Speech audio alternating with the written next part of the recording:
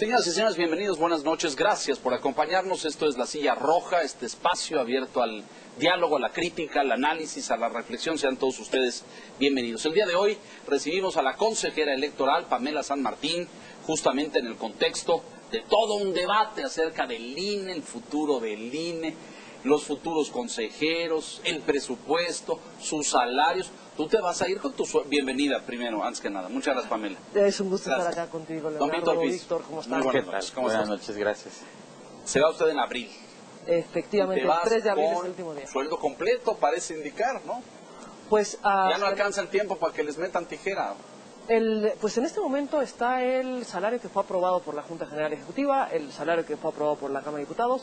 Yo me ajusté al salario de la Cámara de Diputados porque pues me parece que eso es, digamos, no estoy de acuerdo con la decisión que tomó la Cámara de Diputados, tampoco estoy de acuerdo con que la Suprema Corte lleve un año sin resolver controversias constitucionales.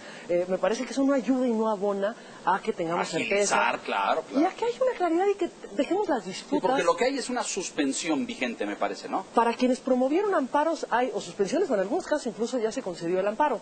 Pero recuerda que desde el año pasado el Instituto presentó una controversia constitucional, tanto por la determinación asociada a los salarios, que no tiene que ver con un interés del salario de una persona u otra, sino institucionalmente cómo debe funcionar la autonomía presupuestal del instituto y cuáles son las reglas que con las que deben de funcionar tanto los distintos poderes como los órganos autónomos. La controversia sigue, ¿verdad? Se presentó la controversia, seguimos esperando a que se resuelva y parece que estamos teniendo que esperar con bastante calma.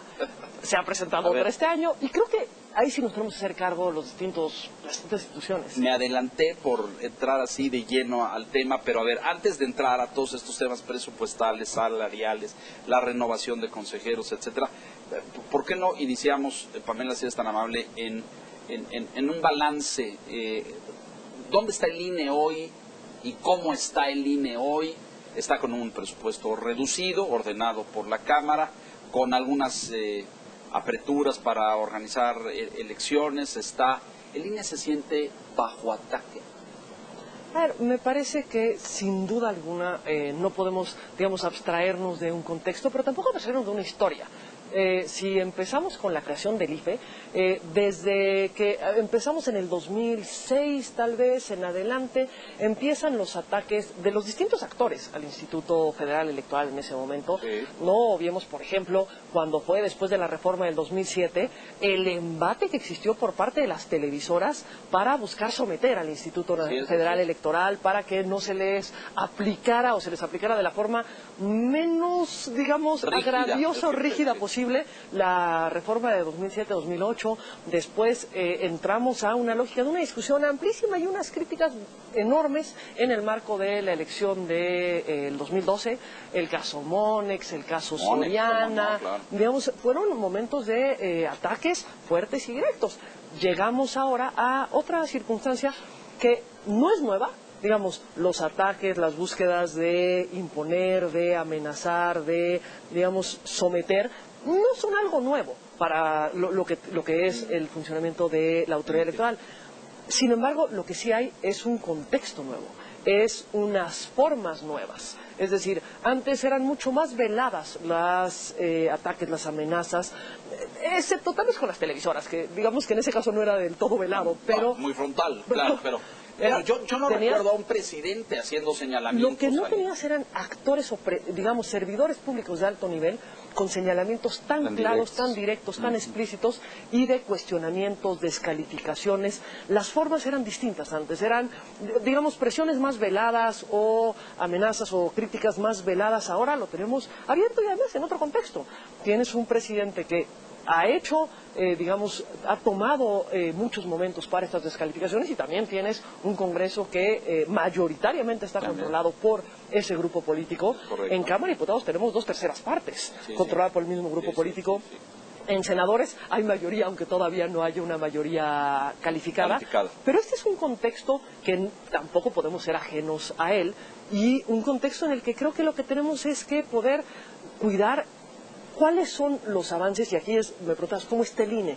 ¿Cuáles son los avances que hemos tenido en las instituciones? ¿Qué nos han costado las instituciones? Mucho, diría yo, ¿no? ¿Y cuánto es lo que no nos podemos dar por bien servidos? ¿Cuáles son los pendientes?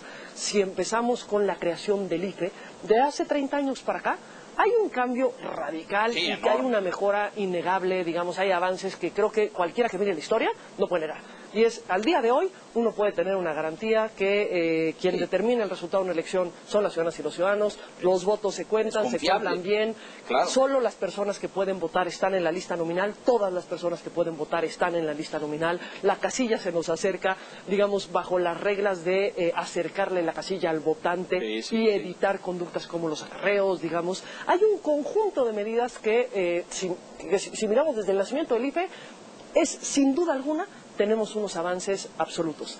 Después vamos viendo a lo que fue la historia del IFE. Cuando nace el IFE lo que buscamos primero es generar un organizador de la elección confiable. ¿Por qué? Porque venimos de la historia de la Secretaría de Gobernación, organizando las elecciones con muertos que votaban, con urnas que llegaban llenas, digamos, con pocas certezas, pocas claridades, excepto de fraude. Se decide crear el Instituto Federal Electoral, ese es el acuerdo político al que se llega por impulsos de sociedad civil, por impulsos de la propia oposición, de la que incluso formaba parte muchos de los que están en el actual gobierno. Hoy sentados en el gobierno, sí. Y se crea el Registro Federal de Electores, se crea el instituto con una lógica profesional y ciudadanizada, es decir, contar con una estructura profesional que pueda llevar a cabo los procesos técnicos a través de un servicio profesional y órganos temporales de ciudadanas y ciudadanos que son los que conducen los procesos electorales, las funcionarias y funcionarios de casilla siendo nuestros vecinos, nuestras vecinas, digamos, y se hace un andamiaje para fortalecer la organización de las elecciones. Luego vamos al siguiente paso, que es generar condiciones de competencia. Estas condiciones de competencia, después de la elección del 96, Zedillo diciendo, yo gané legítimamente, pero no fue equitativa la elección, y entonces buscar mecanismos de financiamiento público a partidos políticos, luego tener la reforma del 2007-2008, después de lo ocurrido en el 2006, injerencia de Presidente de la República, injerencia de Consejo Coordinador Empresarial, injerencia de las propias televisoras que vendían a unos y no vendían a otros, vendían a precios diferenciados, en horarios diferenciados, digamos. Y mucha gente metió la mano en ese proceso. Ahora, tú dirías, porque creo que hay como una deuda histórica ahí, yo no sé si todavía hay una herida, sobre todo en el grupo gobernante hoy, respecto a ese proceso electoral del 2006. Ellos siguen afirmando, yo he escuchado al presidente hoy en funciones, y referirse al fraude del 2006 y volver a esta historia multirevisada, me parece. Tú eres experta en la materia. ¿Cómo se ve hoy la elección del 2006 al paso de estos 14 años de distancia? Yo creo que tenemos que dividir la elección del 2006, dividir la parte organizativa, la parte que tiene que ver con la instalación de casillas, con el conteo de votos, con lo que fueron los resultados de votos emitidos en las urnas, en los que hubo una diferencia muy pequeña y que creo que a toro pasado, porque es muy fácil juzgar a la distancia, pero a toro pasado yo diría hubo un error. Y un error importante que fue no acceder al voto por voto. No venía en la ley, no venía en la ley. ¿Era previsible que iba a generar el efecto que generó? No lo sé si era previsible en ese momento. Insisto, a toro pasado, pues claro que uno pensaría, se debieron de haber abierto los paquetes. ¿Por qué? Porque lo que nos ha enseñado la experiencia... Pero hubo un recuento el miércoles siguiente, pero creo que hubo una muestra, no sé exactamente. Hubo un recuento pequeño en el instituto y el tribunal ordenó un recuento de cerca del 10% de las casillas. Pero tenemos experiencias posteriores, empíricas, que lo que te muestran, y pongo el ejemplo ahorita, esta elección, se abrieron 70% de los paquetes. No hay modificación en los resultados, no se modifican si ese 0.56%. O sea, se ratifica el resultado original. Sí, porque los funcionarios y las funcionarias saben contar los votos y lo saben contar bien, son nuestros vecinos, son nuestras vecinas, ellos son quienes cuentan los votos. Si vemos esa parte de la elección de 2006, pero hay otra parte de la elección del 2006, que son las condiciones de competencia, que son las injerencias que hubieron, que son las actuaciones al margen de la ley, que es que tengas injerencias del presidente de la República, de grupos empresariales, de las televisoras. Fue tan grande esa injerencia que lo que llevó fue una reforma que estableció un nuevo modelo de comunicación política, que establece nuevas restricciones y prohibiciones a los servidores públicos precisamente para que no incidan. Muchos candados se derivaron de ese... Y eso nos lleva a, precisamente, han sido desfasadas las medidas que adoptamos para garantizar las mejores condiciones de organización de la elección y las que tomamos para garantizar las mejores condiciones de equidad en la competencia. Tenemos serios pendientes, tenemos serias deudas cuando pensamos en el arbitraje de la elección. A ver, acabamos de vivir hace un par de años la elección del Estado de México del 2017. Así es. A ver, vimos todos como una injerencia clara por parte del gobierno federal en esa elección, y claramente no tenemos ni los criterios ni los mecanismos que permitan que hayan permitido en ese momento frenar esas conductas. Eso es un pendiente. Yo creo que no podemos pensar que eso se debe de poder volver a repetir y que ocurra con impunidad.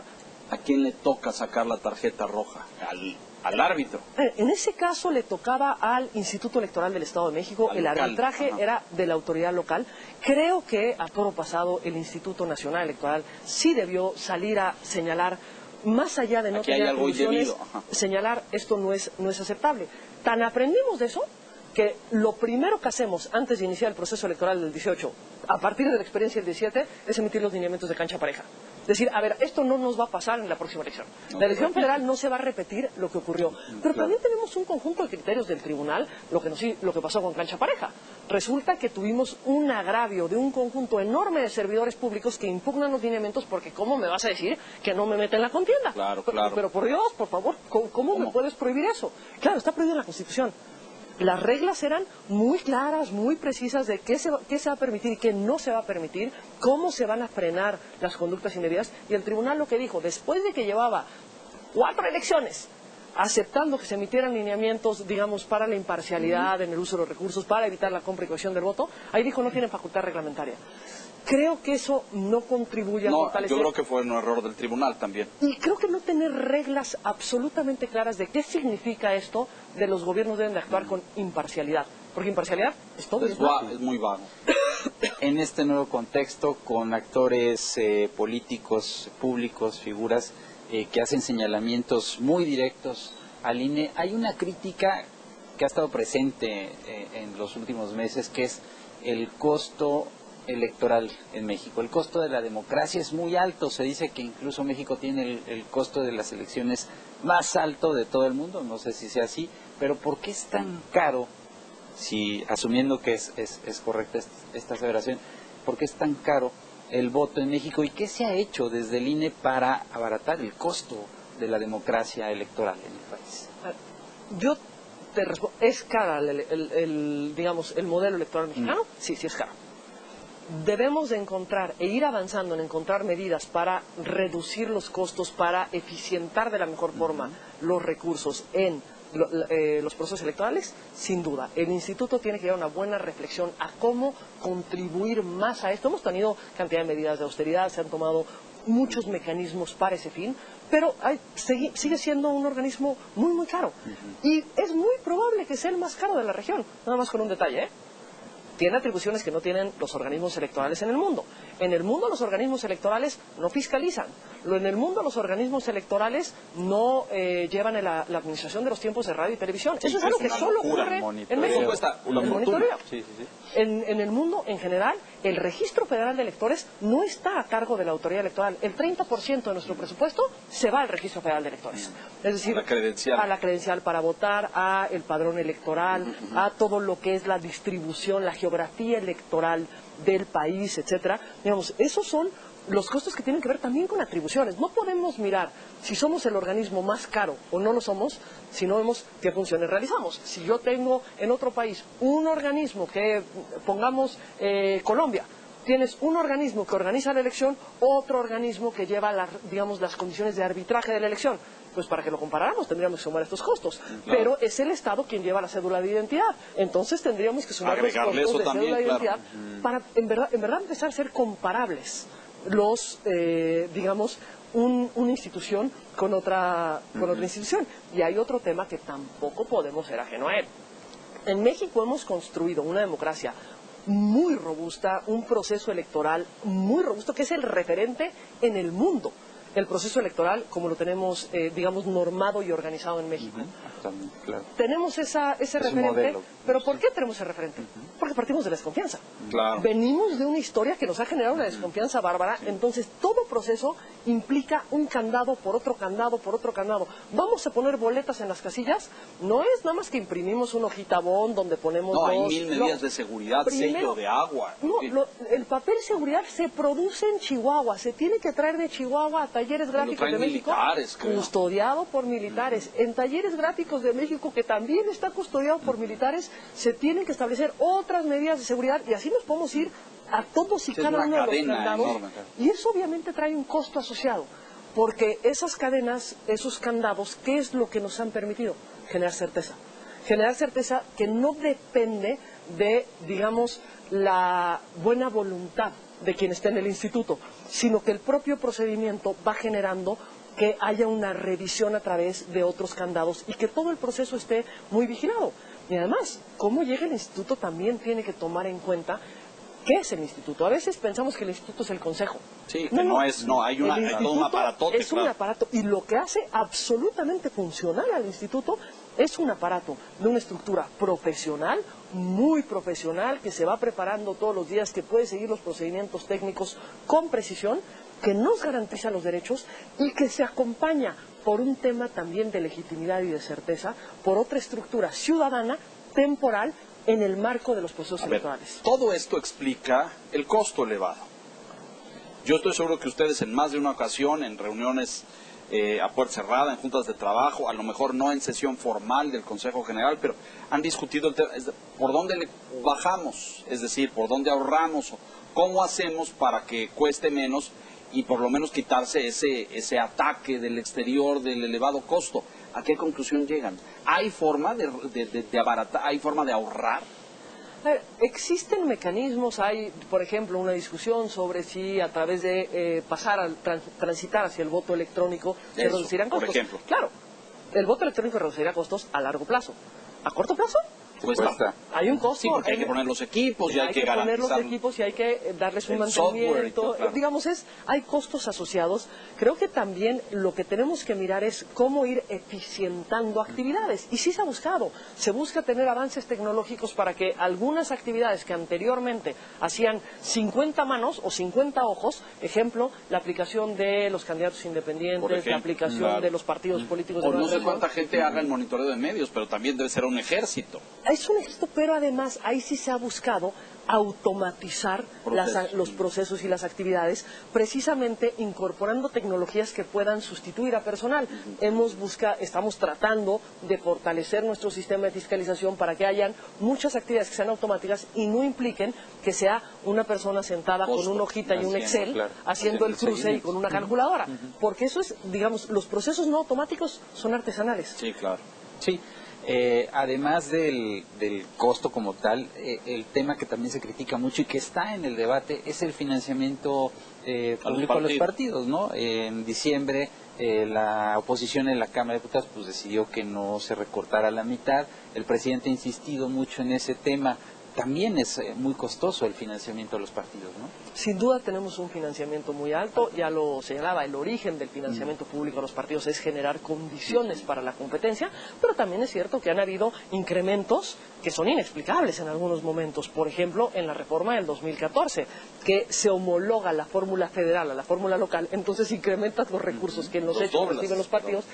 No los doblas completamente porque ya recibían recursos locales, pero no necesariamente la misma cantidad de recursos locales. Al momento de homologar todas las fórmulas de financiamiento, hay un incremento indudable. Pero ahora lo que se plantea es, de pronto, una reducción del 50%. Yo me pregunto, ¿por qué el 50 y no el 40? ¿O no el 70? ¿O no el 20 o no el 80? Lo que no tenemos es un diagnóstico, lo que queremos es hacerlo más barato, pero no nos ponemos a pensar dónde va a pegar, cuál va a ser el impacto. Si lo que se requiere es reducirlo, pero si esto también para generar condiciones de competencia tiene que traer aparejada una modificación, por ejemplo, a las reglas de financiamiento privado, por ejemplo, a las reglas de distribución entre los partidos, es decir, qué parte de esa bolsa de recursos le toca a cada uno de los partidos, y por supuesto todo esto junto a una discusión sobre el modelo de fiscalización, porque por supuesto que en la medida que empezamos a abrir el financiamiento privado, en el que va a haber una búsqueda de financiamiento por otras vías, lo que se tiene es que fortalecer cómo detectamos esos recursos, que no solamente lo vamos a lograr en el INE, también vamos a necesitar que haya un funcionamiento de las áreas de fiscalización del Estado. ¿Cómo podemos detectar los recursos que llegan, por ejemplo, de desvío de recurso público, si lo que no se detecta es cuando sale del erario público? Bueno, tenemos la estafa maestra, que es una investigación periodística impecable que da todos los elementos, y pregunto, ¿quién está condenado o procesado por ese? Nadie, hasta ahora en la cárcel solamente una persona, y fue un esquema que involucró a cientos, si no miles de personas. Y tenemos tramas de esa naturaleza que han sido, digamos, materia de investigaciones periodísticas y que de hecho salen de los informes de la Auditoría Superior de la Federación, pero de pronto parece que ahí se pierden. La auditoría lo retoman los periodistas y ahí... Sí, no hay ni fiscalía ni procuraduría que haga nada. Déjame hacer una pausa, pero dejo desde ahora, porque ya habías tocado el tema de los registros y de la credencialización y del elevado costo, tu postura respecto a este debate ahora y la insistencia de Gobernación, que ya el presidente les dijo que no, pero que querían que les entregaran a ustedes los registros biométricos y el padrón y todo, como si ellos quisieran hacer, este es un viejo debate que tiene que ver con una credencial única, ¿no? O con una cédula de identidad. Tu posicionamiento al respecto y qué dice el INE. Estamos con Pamela San Martín discutiendo los avatares del Instituto Nacional Electoral. Mensajes, volvemos.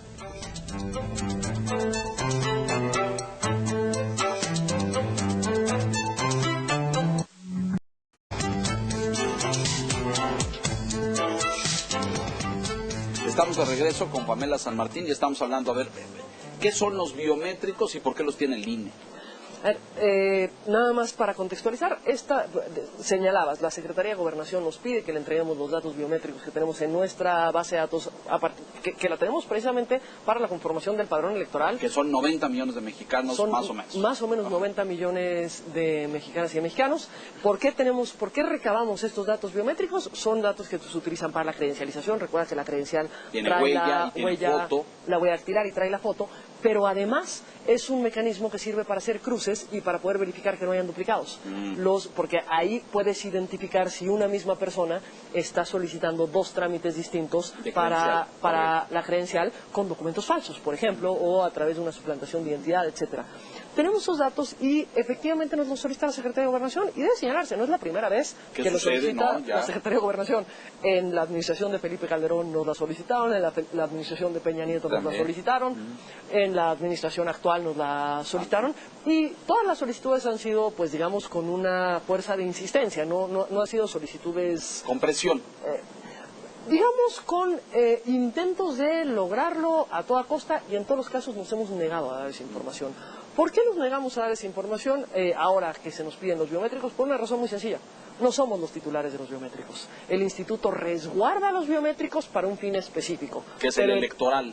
¿Qué es solamente? El fin electoral y de credencialización. Ahorita entramos, ¿por qué separo la credencialización de lo electoral o matizo ese punto? Se nos entregan los datos para poder armar el padrón electoral y para poder credencializar a las ciudadanas y a los ciudadanos. Ahora, para esos fines nos dan esa información. Los titulares de los datos son las ciudadanas y los ciudadanos. Si se quiere utilizar para otro fin, quien tiene que dar la autorización de que se utilice para otro fin es el propio ciudadano. Y es el dueño de su información, ¿no? Efectivamente. Es decir, ¿por qué se da este debate? Porque cuando se crea el IFE en 1990, se establece que se creará el Registro Federal de Electores y empiezan a realizarse las credenciales para votar, etcétera. Y en el 92 se emite la Ley General de Población y se dice que en tanto la Secretaría de Gobernación emite la cédula de identidad, el documento de identificación, es la credencial, digamos, IFE, oficial, entonces será el IFE, será la credencial para votar IFE, en tanto se emite la cédula de identidad, y que cuando se emita se le deberán entregar los datos del padrón. Claro, nada más recordemos un pequeñísimo detalle. En el 92 la Secretaría de Gobernación era quien encabezaba el Instituto Federal Electoral. Es decir, la presidencia del instituto estaba a cargo del secretario de Gobernación. Así es. Obviamente eso hace mucho sentido con esa norma, pero posterior a eso tenemos cantidad de normas, cantidad de criterios internacionales en torno a un derecho fundamental que es la protección de los datos personales de las ciudadanas y de los ciudadanos. Y eso nos impone a nosotros, como instituto, obligaciones. Para resguardarlo. Además, la ley así lo indica. Ustedes no se lo pueden dar a nadie, ¿o me equivoco? No lo podemos dar a nadie excepto por una orden judicial. Correcto. Si tenemos Un juez, una orden judicial de un juez, tenemos que entregar, pero es entregar un dato que no Ahora, tiene Gobernación particular. no pedía la lista nominal, no pedía el padrón, no pedía todos los... Pedía solo la foto, la huella. Los biométricos, foto y huella asociados a la CURP. Pero la CURP te da todo lo demás. La CURP te da la identidad, el nombre, te da La edad, un registro federal de causantes, si no me equivoco, y seguramente ya te da dirección y te da más cosas. Pero aquí, a ver, creo que lo que tenemos que ver ¿es importante garantizar el derecho a la identidad? Por supuesto que sí. Sí, claro. Mayores de edad, en general, ¿lo tienen garantizado? Sí, a través de la credencial para votar, y es un medio que ya, digamos, es aceptado por base por todos como el medio de identificación oficial. Pero ¿qué sí falta? Los menores de edad. Las niñas y los niños Ahí está no tienen esa parte garantizado. está carente, sí. Y en eso nosotros le hemos dicho a la Secretaría de Gobernación, a ver, somos una institución del Estado mexicano, tenemos una infraestructura ya desplegada para poder empadronar, para poder credencializar. Nosotros podemos ayudar a empadronar a los niños y a las niñas, precisamente a los adolescentes, precisamente utilizando la infraestructura donde ya se asumen un conjunto de costos. Claro, habrá los costos de la mica, puede ser que se tengan que poner un poco más de personal, pero ya son costos marginales en comparación con lo que significa contar con más de 800 módulos en el país, donde todas y todos podemos acudir a tramitar ¿Qué la credencial. lecturas es de yo tengo, claro, yo lo puedo decir, tú no porque es servidora pública, pero a mí me parece bastante perversa la solicitud de gobernación. Siempre nos hemos negado a que esos datos delicados, sensibles de la ciudadanía estén en manos del gobierno, quien quiera que sea el gobierno. Y le dijimos que no a Calderón cuando lo intentaron, y le dijimos que no a Peña. Es decir, que no esté en manos de un gobierno que finalmente lo ostenta un partido. Que esa información valiosa esté en manos de una institución neutra, autónoma, independiente. Sí, hasta ahí estamos. Y parece que el gobierno desiste de esta intención al ver pues cómo fue la reacción en redes sociales el de la presidente gente. le dijo claro, que no a Gobernación, que ya no. Exactamente, entonces creo que también ahí hay... Yo celebro que hayamos, digamos, frenado esa discusión. Creo que como tal no abonaba a nada en beneficio de los derechos de la ciudadanía, pero lo que creo que sigue siendo un pendiente y que vale la pena Es el registro de los atender y menores. analizar es cómo registrar a las niñas y los niños. Y creo que ya, digamos, institucionalizar cuál es el mecanismo de identificación que tenemos. El que tiene, digamos, incluso conocimiento, certeza, confianza por parte de la ciudadanía, es la credencial para votar. Oye, en es un otros mecanismo países, que genera Pamela, certeza y que un órgano autónomo es el que lo que tú conoces administra. perfecto. Hay países donde hay cédula de identidad y además un documento para votar, o generalmente están concentrados en uno solo. Generalmente se vota con la cédula de identidad. Correcto. Es decir, no son dos instrumentos distintos. Correcto. Y hay lugares donde la cédula, por supuesto que la administra el gobierno. El detalle es que en México venimos de nuestra historia. Venimos de donde venimos. Venimos de donde venimos. Y cuando la credencial para votar la administraba Secretaría de Gobernación, es cuando tenemos todas estas historias con las que nacimos y con las que crecimos. Que encontramos en baldíos, ¿no se acuerdan? Paquetes de credenciales tiradas y muchas cosas. Y por eso el generar un instrumento que incluso quien resguarde la información genere confianza, que ha generado una capacidad instalada para contar con servidores con las mayores medidas de seguridad. Me preguntaban en el marco de esta discusión, no, pero es que han habido filtraciones del padrón. ¿Del INE o del IFE? Nunca. Ajá. De las bases del instituto, jamás ha habido una filtración. Eso hay un resguardo absoluto. ¿Qué pasa? Anteriormente se le entregaban listas a los partidos porque la ley lo decía. Así es. La ley ya no lo dice. La ley lo dice, pero dimos una interpretación a la ley en la que les entregamos la información en nuestras oficinas para que la puedan consultar y la puedan ver y la puedan Porque las analizar. filtraciones venían de ahí. Porque de ahí venían las filtraciones y porque además tenemos todo el desarrollo de la protección de datos personales que entran en tensión con esa norma que dice les tienes que entregar la lista. Entonces buscamos un mecanismo para que puedan cumplir con su obligación de vigilancia, de seguridad, de verificación, en las pero no se llevan la información. No, y ahora no soltamos esos datos precisamente para poder cuidarlos y para poder generarle garantías a las ciudadanas y los ciudadanos. Presupuesto. Déjame regresar al tema inicial de Leonardo, a propósito de que tu encargo concluye en abril, principios de abril. 4 consejeros tendrán que ser renovados por la Cámara de Diputados y hay quien ve riesgo de que la integración del Consejo General del INE pues pueda orientarse hacia un lado, hacia una línea más gobernista, digamos. Orientada, sí, claro, en línea con el gobierno de la Cuarta Transformación. Platícanos de este proceso. ¿Efectivamente puede haber ese riesgo? Tenemos un contexto muy particular que, digamos, nuestro modelo de designación no parecía, digamos, prever que eso ocurriera. Es decir, ¿desde hace cuántos años no tenemos una mayoría de 2/3 en la Cámara de Diputados? 97 fue la última. Digamos, Sí. ¿cuántos años han pasado sin que haya una mayoría de 2/3? Construimos un modelo de designación que presupone que hablar de que la designación de consejeras y consejeros la realizan 2/3 de la Cámara de Diputados implica un acuerdo y un consenso entre las fuerzas políticas, es decir, que tenga que haber un diálogo, una discusión, que siempre esperaremos que sea un diálogo, una discusión y una mirada de Estado, una mirada de altura, siempre lo esperaremos cuando se hagan designaciones, digamos. Pero el modelo en el que se le concede la facultad a la Cámara de Diputados presupone eso al establecer que la votación tiene que ser por 2/3. ¿Qué realidad tenemos hoy? Una fuerza política puede juntar los 2/3 de la votación. Esto, digamos, formalmente permitiría que una fuerza política fuera quien determinara quiénes serían las consejeras o los consejeros. Formalmente sí. Como un diseño de Estado y como una decisión de los órganos de representación, eso no es lo deseable, porque lo que no podemos perder de vista es a qué órgano están nombrando. Claro. Están nombrando al órgano encargado no solo de la organización de las elecciones, sino del arbitraje de las elecciones, es decir, quien pone las reglas de la contienda, quien saca las tarjetas de la contienda y garantiza que haya condiciones de competencia, más allá de los pendientes que tengamos que fortalecer en esa materia, pero que es el encargado de mantenerse al margen, y por eso es tan importante que haya una independencia, una imparcialidad, una autonomía, al margen de los partidos, al margen de los sectores políticos, de los poderes, incluidos los poderes fácticos en que también país. Juegan, claro. Por supuesto. Y, digamos, eso es lo que se espera del órgano electoral, por lo que el amplio consenso de las distintas fuerzas políticas, más allá del número de votos requeridos según la Constitución, es lo deseable, porque ese es el órgano que se va a encargar de llevar a cabo tareas fundamentales para Son nuestros votados derechos. en diputados. Solamente, no en el Senado. Solo en diputados. Y ahí ya tienen mayoría. Solo en diputados, pero hay un paso previo que también es muy importante. Ahora que salga la convocatoria, según la Constitución, lo primero que se hace es nombrar a un comité técnico evaluador. Ajá. Este comité, ¿cómo se integra?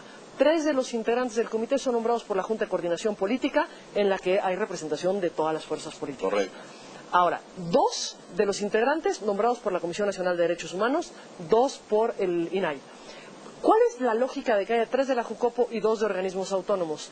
Precisamente que pese más el perfil de una visión autónoma en la evaluación de los aspirantes, que este Consejo Técnico Evaluador lo que hace es recibir las solicitudes, las inscripciones y evaluar los perfiles. Sí, los perfiles para ver si son candidatos. Son idóneos. Para ver si son idóneos, no solo el cumplimiento de requisitos, sino la idoneidad. Claro. Porque este comité técnico, después de determinar la idoneidad, arma quintetas por cada vacante. Para que sean entrevistados por los ¿No? diputados. No, ellos pueden, no los llaman a audiencia. Y el comité técnico evaluador puede determinar los mecanismos que considere para la evaluación de la idoneidad para el cargo. Una vez que, por ejemplo, en el caso de cuando yo fui nombrada consejera, había una entrevista con el comité técnico evaluador. En el caso de la siguiente designación hubo un examen. Ajá. Y ha sido variable en la Es lo historia. que determina el comité técnico. Y ha habido en la última integración, y lo que se trae como propuesta, hay un tema de preocupación, que es que se está señalando que la Jucopo le dirá cómo evaluar al comité técnico. Bueno, pero es que el comité técnico se le nombra constitucionalmente para que evalúe, no para que evalúe conforme le diga la Jucopo que evalúe, digamos. Y creo que eso lo tendrían que revisar antes de emitir la... Me preocupa la estos convocatoria. integrantes, porque pues, la Comisión Nacional de Derechos Humanos está en sus manos y en su poder, con una elección bastante dudosa, por cierto. Bueno, no, fui generoso. Con una elección tramposa totalmente, pues se robaron unos votos ahí, y lo vimos todos. Tienen la mayoría en la Cámara. Dijiste el INAI y dijiste... INAI, 2 del INAI, 2 de la Comisión Nacional de Derechos Humanos, 3 de Jucopo. Y 3 de Jucopo. Pero este es el primer paso Es que lo ideal sería tener un comité Ese es el comité imparcial. técnico. Y ahí se forman quintetas por cada posición que se va a Pero entonces el renovar. primer paso es la supervisión, la vigilancia que se haga, la transparencia con la que se nombre a este comité técnico. Porque este comité evalúa y forma quintetas. Es el primer filtro. Estas quintetas son las que se turnan a Cámara de Diputados. Cámara de Diputados no puede nombrar a nadie que no esté en esas quintetas y solamente puede nombrar a una persona por quinteta. Digamos, para que entonces... Salga, sí, de grupos distintos, de- digamos. ¿O? y conforme lo haya determinado el comité... Una persona por quinteta. Una persona por quinteta. Y ahora, se entra a la discusión en Cámara de Diputados, se busca el más amplio consenso. Cuando se logra el más amplio consenso, se pasa a votación al Pleno y ahí se tiene que votar por 2/3. Detalle, si no logran los 2/3, digamos que ahora será complicado que no se logran, pero supongamos que no se logran los Sí. 2/3, ahora ya se va a insaculación, es decir, sorteo. Dentro de las quintetas se hace sorteo de cada una de las personas. Diputados no hace caso y no está dispuesto a sortear. Se le tiene que turnar a la Corte para que quien haga el sorteo es la Corte.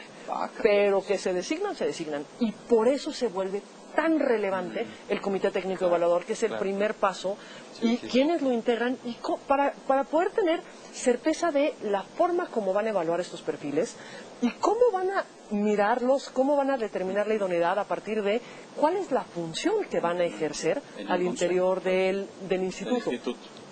Porque más allá... ¿Por cuánto es el cargo? El cargo es por 9 años. 9 años. La lógica de funcionamiento del INE es una lógica de escalonamiento. Es decir, cada 3 años van renovando, rotando, sí. ya sea 3 o 4. ¿Tú estás cumpliendo 9 ahora? No, yo cumplo 6 años. es Porque que la les primera recortaron integración, el periodo, me la parece. primera integración para lograr el escalonamiento tuvo consejeros de 3 años, consejeros de 6 y consejeros de Consejeros 9. de 9. Desde que salieron los de 3, todos los siguientes han sido nombrados por 9 años. Claro. Pero ahorita se da, digamos, esta es la Este- segunda modificación, es donde termina el régimen especial de 3 años, 6 años, y ya todos los demás serán nombrados por un periodo de 9 años. Por ejemplo, ¿el instituto tendría la facultad de proponer aspirantes o no tiene esa facultad? No hay ningún órgano, ninguna institución, La gente va y se inscribe. Efectivamente. A partir de la convocatoria. Se emite la convocatoria, quien cumple requisitos se inscribe y hay una evaluación. Y todo este proceso me parece que tiene que ser lo más transparente, lo más imparcial. Luego se da la discusión de que se den las evaluaciones que se hacen sobre cada uno de los aspirantes. Y salen con, no, eso es información personal, Confidencial. no puede hacerse pública, perdón. Están concursando para Claro, un para una cargo posición pública. de esa naturaleza, una posición pública para ser titular del órgano máximo de dirección de un órgano autónomo, de un órgano Claro, autónomo. no es un tema menor. Por supuesto que toda esa información tendría que ser absolutamente transparente. Claro. Se esperaría que las entrevistas sean públicas, que cualquier elemento, digamos, se pueda ir dando una supervisión, una vigilancia en torno al proceso que se siga, Claro. porque la decisión que se tome es muy importante para el país. Y es muy importante porque además va a permitir que, bajo la misma lógica institucional, entren 4 miradas distintas al Consejo General, 4 miradas distintas a lo que es ya el funcionamiento, y esperaríamos que lo que se logre sea fortalecer al instituto, tanto con la experiencia que tienen los que se quedan, como con la mirada distinta que tienen los que se dan, y buscar encontrar mecanismos de diálogo. A ti en lo personal, con tu experiencia y trayectoria, ¿te preocupa quién puede llegar? Me preocupa en todas las designaciones que los partidos, me preocupaba que los partidos cuando lo decidían conjuntamente no estuvieran a la altura de la decisión que tenían que tomar. Me preocupa que ahorita no pudiera ocurrir, pero creo que lo que tenemos es que más que ocuparnos, buscar darle un seguimiento, generar un contexto de exigencia, como se ha generado en otras ocasiones, para poder nombrar digamos, no solamente porque ahora hay una mayoría, tiene que haber un contexto de exigencia, hay una mayoría o hay un acuerdo entre partidos, lo que se tiene que garantizar es que quien entre no es una correa de transmisión ni de un partido, ni de un actor político, ni de un poder fáctico, digamos, que actúe con independencia, que actúe con imparcialidad, y eso lo miramos al momento del ejercicio del encargo, y eso es lo que se puede evaluar, y lo que además le dará legitimidad a la propia institución. Y a las decisiones. Déjanos hacer una nueva pausa. Estamos con Pamela San Martín, consejera electoral. Mensajes, regresamos enseguida.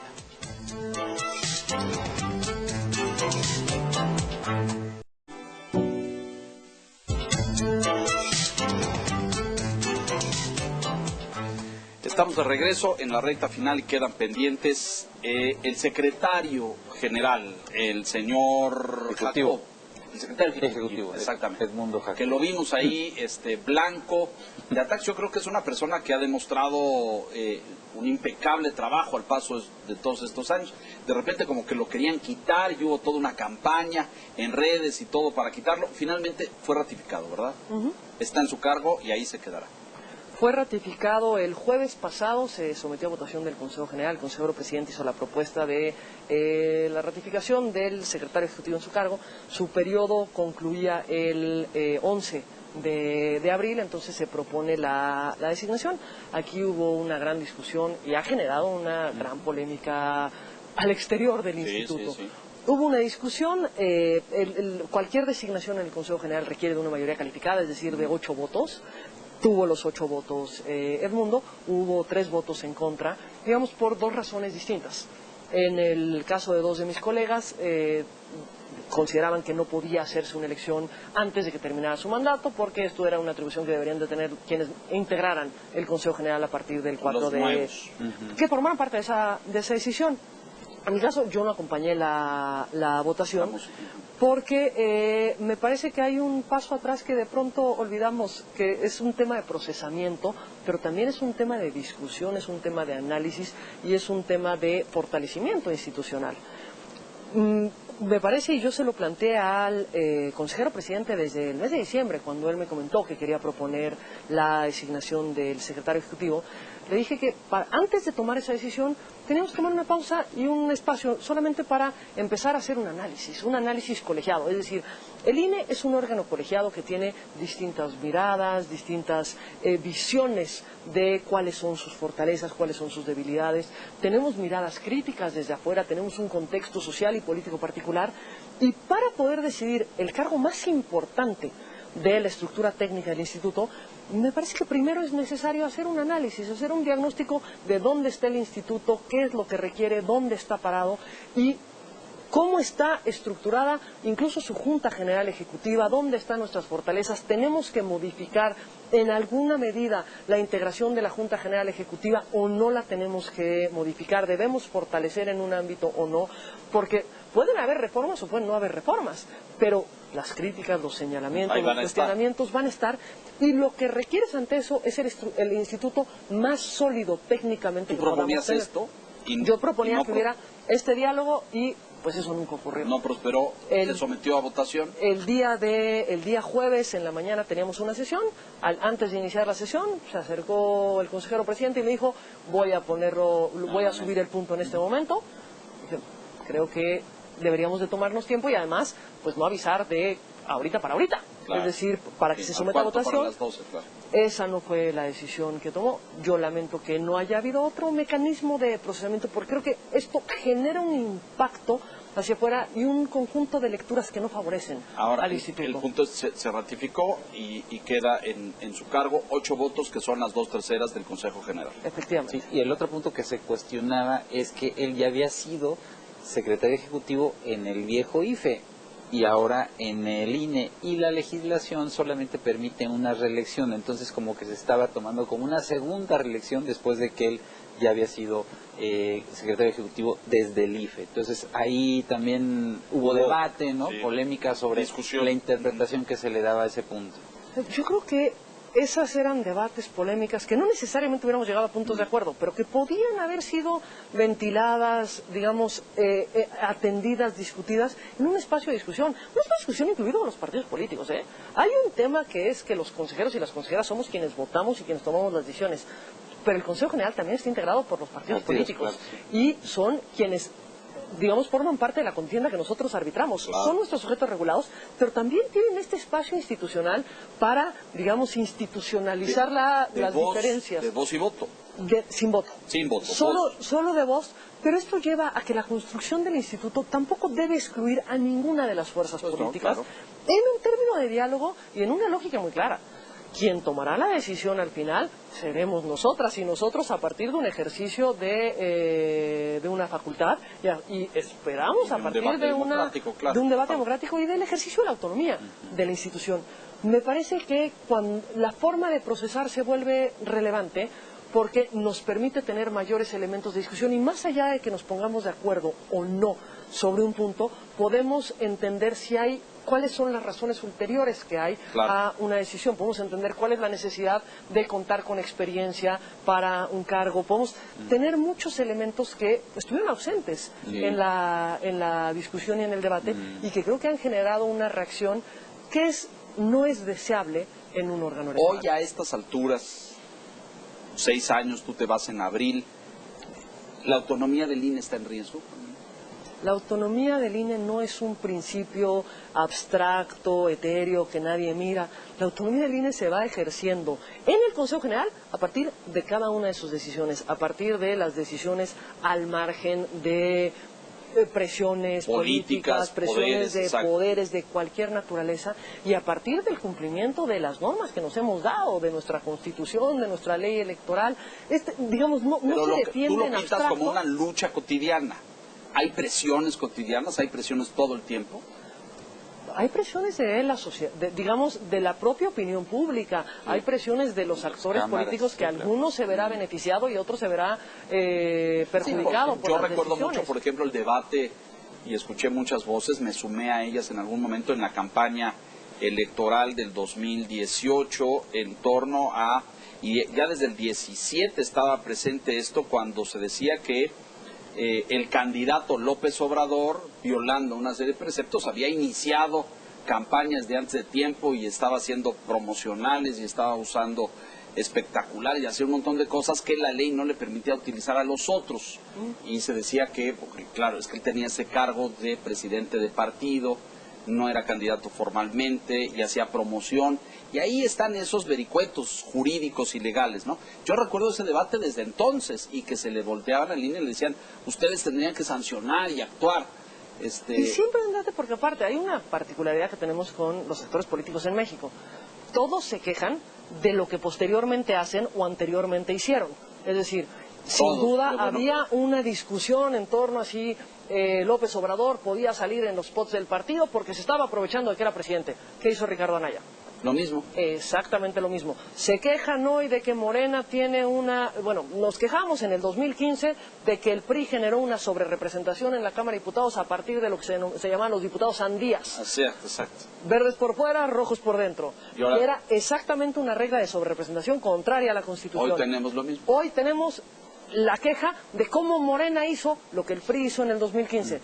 Tenemos a quien utiliza programas sociales, digamos, de formas dudosas, que resulta que como que incrementan un poco la entrega de programas sociales con motivo de las contiendas electorales. Me quejo hoy, pero mañana, o en un gobierno local o en un gobierno municipal, se hace exactamente lo mismo. Digamos, sí tenemos una práctica de querer que sancionen al otro, pero que no me sancionen a mí. Y eso, por supuesto, que va generando una crítica y una tensión cotidiana, incluidos, no dejemos afuera a las teles, que también juegan una parte importante. Nosotros somos muy jóvenes, no nos veas así, somos muy recientes y muy chiquitos. Consejera, el tema de los nuevos partidos creo que también está en el debate. Algunas agrupaciones han dicho, ellas que ya cumplieron los requisitos para constituirse en partidos. El consejero presidente ha dicho todavía no, porque se tienen que cubrir una serie de requisitos, tenemos que cumplir con las revisiones que mandata la ley para considerar nuevos partidos. Ese es un punto. El otro, requerimos más partidos en México porque, digo, los que tenemos es un debate, o sea, la gente ya no confía, ya no cree en los partidos, ¿no? Empezaría por la segunda, requerimos nuevos partidos. Yo lo que creo que requerimos son derechos y la conformación de un partido es un derecho. Entonces, Sí. lo vería por una óptica distinta y creo que en eso es en los espacios donde no debe haber, digamos, discusiones, más allá de una discusión política del funcionamiento de los partidos políticos. Creo que lo que necesitamos es partidos políticos que tengan más reglas de funcionamiento y que establezcan mecanismos más democráticos. Y transparentes, me transparentes. parece. Democráticos y transparentes de funcionamiento, porque lo que tenemos a los partidos hay una gran crítica a la representación que tienen los partidos, pero tenemos partidos que son controlados por élites y son decididas todas las acciones y omisiones de los partidos a través de las élites, y la militancia parece que pues está absolutamente borrada Perdida, del tema. Pero ahora, en el primer punto que señalabas, el consejero presidente tiene toda la razón.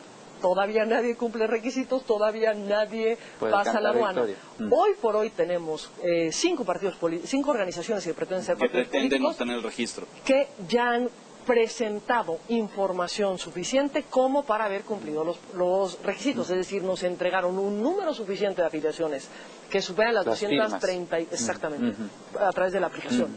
Las 234.000 casi firmas requeridas, y nos celebraron un número de asambleas que superan o las 20 estatales con 3.000 afiliados o las 200 distritales con 200 afiliados. Son 5 organizaciones, porque yo tengo registradas la de Felipe Margarita, la del Bester, el PES en su nuevo intento de obtener registro, van 3. Otras 2 por ahí. Pero no recuerdo. México Libre. Esa es Margarita. Esa es Es la... son 5 siguientes, Sí. paso. No. El dato de las organizaciones lo publicamos. Tratando de recontar por haber, pero tampoco me acuerdo de los otros, ¿no? Encuentro Solidario. Ese es el PES. Sí. Exacto. Pero bueno, no importa. Redes sociales progresistas, ¿Qué grupo sigue? promotor. Bueno, nos han presentado información, nada más que toda esa información es preliminar. Y es preliminar y se tienen que hacer los cruces. ¿Por qué es preliminar y por qué se tienen que hacer los cruces? Porque México somos un país en el que tenemos derechos, no más que tenemos derechos que tienen ciertas reglas. El derecho a la afiliación es un derecho, pero la afiliación a un partido o a una organización que pretende ser partido. 3 partidos. No puedo estar afiliada al PRI, al PAN al mismo tiempo, a Morena y al PT al mismo tiempo. Eso no se puede. O a una organización que pretende ser partido y un partido al mismo tiempo. Eso no se puede. Solamente es válida una militancia con una fuerza política. Por lo tanto, vamos a poner un ejemplo. Tú acudes a la asamblea de la organización X y formas parte del quórum de esa asamblea. Y la asamblea tenía que tener un quórum de 300 personas. Tú eras el 300, nada más lograron 300, tú eras el número 300. Pero después otra organización decide que va a ser una asamblea y tú dices, Me invita y se voy. me antoja, Sí. voy para allá y haces quórum de esta segunda asamblea. Al momento de hacer quórum de la segunda Invalidas asamblea, la primera. invalidas la primera. Correcto. Y entonces se le va a caer el quórum a esa asamblea. Ok. Entonces, eso puede implicar que algunas asambleas que preliminarmente se habían celebrado con el número suficiente de Luego puedan asistentes perder. puedan no ser asambleas válidas porque no cuentan con el número de afiliados requeridos. Interesante. Y lo mismo con la afiliación vía app. Me da la impresión de que a veces la ciudadanía no sabe esto, porque cuando se registraron las candidaturas independientes y se decía que muchas de esas firmas eran ficticias o no eran auténticas, ¿no? Sí, exactamente. Hoy esta explicación es muy importante, porque pues, un ciudadano anda, voy a ver qué me convence más, y se vale, ¿no? El ciudadano está viendo qué opción política le resulta más atractiva y está buscando una fuerza o una vía de expresión y no sabe que su presencia en unas o en varias puede invalidar el registro o el quórum de otra, ¿no? Y el registro anterior para efecto de determinar cuál va a ser Claro. su militancia. Entonces, seguimos en estos cruces. ¿Qué tiempo se lleva esto? Este mes termina, digamos, toda la posibilidad de ya recabar firmas, realizar asambleas, realizar la asamblea general, que es donde se aprueban los documentos básicos, y presentar la solicitud de registro en caso de que se considere que cumplen. El mes de marzo el secretario ejecutivo informa cuántas organizaciones fueron las que... ¿Cumplieron los requisitos? No, las que solicitaron el registro. Ah, correcto. Porque ahí está corriendo paralelo la revisión, porque aparte estamos en la revisión de partidos políticos. Claro. Para que podamos cruzar los dos padrones.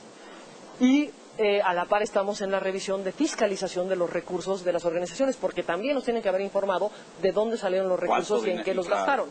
No hay topes, pero sí hay una obligación de rendición de cuentas. Claro. Entonces, esto va corriendo y en el mes de junio el Consejo General se tiene que pronunciar sobre qué organizaciones cumplieron con los requisitos y pueden otorgársele el registro de partidos políticos. Julio inician como partidos políticos, O sea, con todas las prerrogativas. Ya no te va a tocar.